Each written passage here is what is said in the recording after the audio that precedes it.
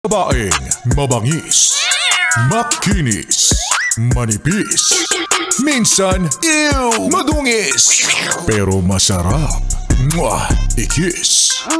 Sexy time na, Sexy Mega! Ang perfect na theme song ng mga pumupunta sa handaan. Balutin mo ako sa lilim ng iyong pagmamahal. Samahan ng lumpia, pansit, spaghetti at soft drinks. Ganon. Ay nako. Oy, saktong-sakto, medyo nalalapit na ang Pasko. Ha? Ang mga hustler sa pag-bit-bit, tawag dito, pag balot ng mga ganyang ulam. Ayan. Diyan na susubok ang kanilang talent, expertise. Ay. Minsan din yan skill din yan pagalingan. Kasi syempre, alam mo naman, kahit nasabihin nila na tayo, inimbitahan ka naman doon. So, ibig sabihin, you are free to eat whatever is yung nakaserve, diba? Kasi bisita ka Pero ibang skill, ibang level din yung kapag ka nabusog ka na doon sa mismong handaan, nakapag-take home ka pa. Diba?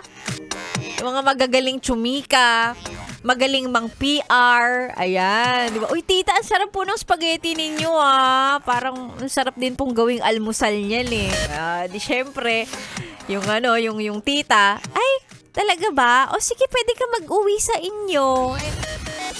Ako, personally, wala akong ganyang skill. Kasi si Sexy Megan, mahiyain si Sexy Megan. Introvert talaga si Sexy Megan. So, kapag dating sa mga ganyang handaan, hanggang kain lang ako, hindi ako magaling dumiskarte para makapag-uwi pa makapag-uwi ng mga handa, makapag-sharon, hindi ako magaling. Tolits, wag kang kumontra, hindi talaga, promise. I can always joke na, uy, meron akong dalang microwavable dito. Uy, may dala akong plastic labo, pero hindi. Kapag sasabihin na sa akin, uy, dali tara, manghingi tayo para meron tayong baon. Ako na yung maunang magsabi na, uy, wag na, nakakahiya. Hiyain ako Ay, nako. Oy, magandang umaga. It's a solid Tuesday morning para sa ating lahat. Opo, ang dami nang nangyayari. Tuesday pa lang. Ganyan naman palagi. Pero at least, it's the last Tuesday of the month of September. Ang tanong ni Sexy Megan at ng taong bayan. May natira pa ba sa sweldo mo? Hindi ko natatanungin kung may sweldo ka pa. Ang tanong, may natira pa ba sa sinweldo mo?